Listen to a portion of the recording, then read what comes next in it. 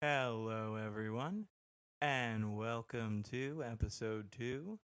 This episode, I will be going over streams of consciousness and thought and the way they intertwine. This will not be, for lack of a better comparison, a linear adventure. So if you're looking for something linear, this is not it.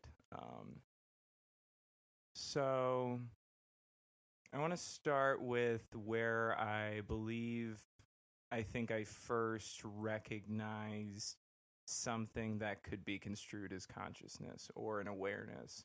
And that was mentioned in the first episode about when I was 5 years old. And, I had that voice that said act. So I believe right then I was like, okay, something's going on. I was like, whoa, hey now. And they say it's kind of like whenever your brain wakes up. Like your memories from 1 to 5 are usually pretty hazy, and then 5 years old is usually when your memories start. And I found that interesting. And I wondered as I got older what consciousness felt like from 1 to 5. I became really interested in how much you could undefine your surroundings. I realized that we have what I consider an atrocious amount of definitions about things that don't matter, and we don't have enough definitions about things that really do matter. Um, and I believe we're going in a direction where we're learning how to define things a little bit more accurately, but yeah, one step at a time. But I always wondered what that was like. And then in that same vein, I followed that down, and I remember finding myself, I don't know if it was a dream or if it was an actual memory, but I have this, whatever it is, either one, of being a baby at my grandparents' house, my dad's parents, and I remember hearing my mom and feeling okay. And I just felt like this sensation of pressure and like this little ball, and everything else felt like the void. There's nothing else but this little ball of tension. And as soon as I couldn't sense her anymore, I remember being like, "Whoa!" and screaming. But in my head, I was like, it was very clear. I was like, "Hey," I'm like communicating like a whole line of words. And whether or not it was a dream or a memory, I found it really interesting that, I was really digging into, can I get a new perspective on what consciousness might be like at that age group. And I really felt like whether or not that was like perfectly accurate, it was a really interesting, you could almost say like deflection or diversion from where I was originally trying to put the lens on it. And that drew me into a really interesting concept, because once you eliminate the need for a certain amount of time to transpire, to hand someone or process or transfer information verbally, then it becomes interesting to think of the possibility that maybe we're going to divert over into aliens a little bit, that when we are considering what we would consider like alien language or like advanced language or something like that, the I think the for the most obvious explainable version that I can think of is that their language contains so much information that it requires either only psychic transfer or like one word to create a massive amount of things, and their language is four-dimensional and something like that. Like that's how I see it. um and then you pull it back down to the day to day, and you think about what it is that we dwell on. And the way I kind of set myself up in the mornings now is there's all these different creeks that I can go riding down. And I think, okay, where do I want to land at 5, 6 p.m., emotionally, physically, mentally, all these things. And that little 5 minutes, taking that every day has changed my life. It's incredible what just a little bit of time with yourself right before you go to bed and right when you wake up, just check in, give yourself a hug, or stretch real quick, drink some water first. You can have your coffee after. Your tummy does not like coffee first. Okay. It just does it. Uh, but then when you get all situated, you just, it's very simple. When you remove all of the, well, she said, he said, they said, why, this, that. If you remove all these little like extra social qualifiers and definitions, little things we add to everything, and you really pull it down to exactly the base element of what it is that you want that day, the more you practice that day after day, you'll notice that you're going to feel a sensation that will sort of feel away, and you check in with that. And as you progress through this communication channel with your body, checking in, asking questions, saying what it is that you want to do, and talking with it as if it were your best friend, because at the end of the day, it is. You are your own best friend. And so establishing a really healthy homeostasis with the whole mind, body, spirit concept is a really beautiful journey. It's it's tough, but it's beautiful. And then eventually you start to begin to build this language, this stream of consciousness between you and your body.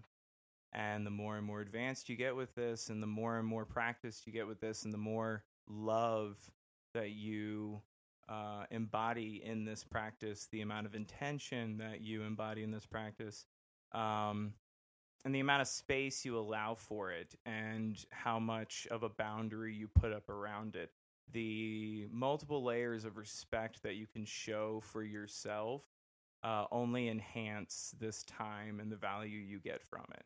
So, some people are like, well, I tried meditating. Well, did you like really try, or did you sit and like complain in your head? Like, be real with yourself. And most of us aren't, and that's real. Like we all do it. We all BS ourselves.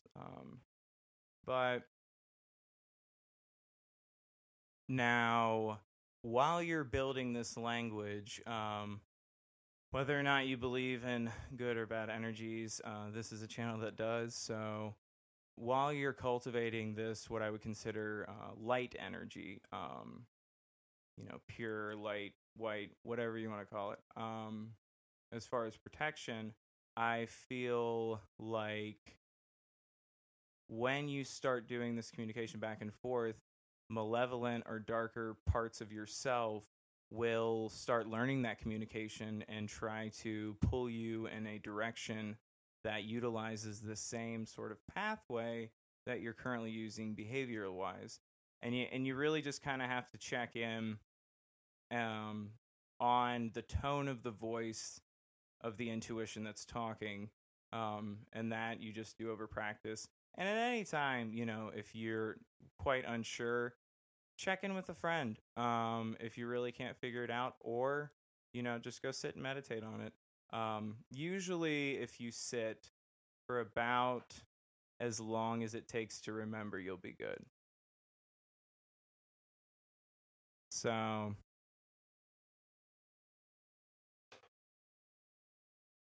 and the next part for streams of consciousness, let's move over to, let's see, the food industry. Ooh.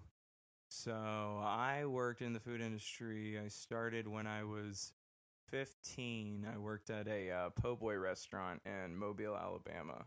Um, this place was insane. I loved it. Mel, the owner, was from Louisiana, so it was a legit Cajun joint. It was also run like a legit Cajun joint. It was had some quality food, and it was just madness. It was Willy Wonka Cajun style, and Mel and I had a very interesting dynamic. So I was a 15-year-old who was like kind of like a bat out of hell, just wild and out. I had so much stinking energy, and I was the dishwasher, which I kind of loved because it meant I only had to be in one part of the building. I only did keep up with one task, and it got relatively easy, relatively quick. And being in a steam room with like nice, warm, hot water all day is like not the worst way to spend your day. So like I kind of got into a vibe with it. And I got so much into a vibe with it that I used to smoke cigarettes in the back. And I would pop the door open and just smoke. And Mel would come back there, and he's this, tall Cajun guy. He's like, "What the?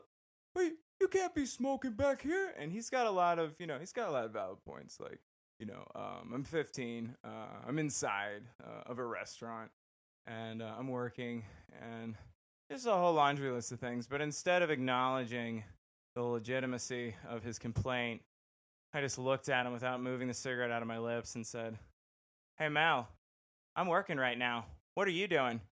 You just yelling at people because you're bored?" And he picks up a cardboard box and kicks the door and goes, "Oh man, F you, buddy," and just pisses off out the door. And I just cackle. And that was kind of how our relationship went. We just talked smack to each other all the time. And there was one night where I was at the bar and we were closing up. It was something ridiculous. It was like 1:30 in the morning. I'm like, this is legal. And Mel is at the bar having a beer, and I sit down and I start lighting up a cigarette, and he goes, "Man, I really shouldn't let you do that." I said, "Mel, I served a beer earlier today. I'm sorry, what?" He goes, "All right, fine, fair enough." And so, but what I found interesting during that job in terms of the consciousness stream was how each little section worked and where and why they would or wouldn't like communicate with each other. Like servers and kitchen absolutely hated each other, but also were the funniest. So like half the time you were kicking your ear off to the side to try to catch the interactions during like dinner rush, because you had like the sassiest kitchen staff that was all stoners, and then you had the server staff who was like the most detail oriented person ever, and she would just be like take them out because they weren't keeping up with her, but they could cook like crazy. So it was this weird dichotomy where they were like barely able to talk half the time but would crank out everything. She could talk perfectly fine but would get like overwhelmed easily because she wanted everything to be perfect. So it was nuts. um and and I remember watching everybody like spaz out in their own ways, and just hadn't gotten to that point yet. Life hadn't quite gotten to me yet, so I wasn't